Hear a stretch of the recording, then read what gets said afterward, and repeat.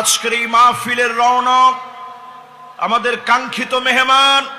জালেমরা চেয়েছিল বাংলাদেশ থেকে ওনাকে তাড়িয়ে দিবে, জালেমরা চেয়েছিল বাংলাদেশে উনি আসবে না।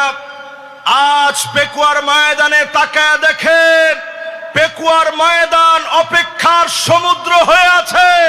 ডক্টর মিজানুর রহমান আজহারি প্রতিদিন জন্মগ্রহণ করে না, ডক্টর মিজানুর রহমান আজহারিরা জন্মগ্রহণ করে জালিমের ভিত্তিকে ভেঙে চুরমার করে দেওয়ার জন্য।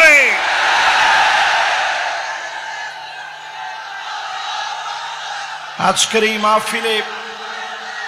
এই মাহফিলে যতজন এই মুহূর্তে আমার সামনে আছে, লক্ষ লক্ষ জনতা না খেয়ে, লক্ষ লক্ষ জনতা না খেয়ে অপেক্ষার প্রহর গুনছে কখন আমাদের কাঙ্ক্ষিত মেহমান আসবে।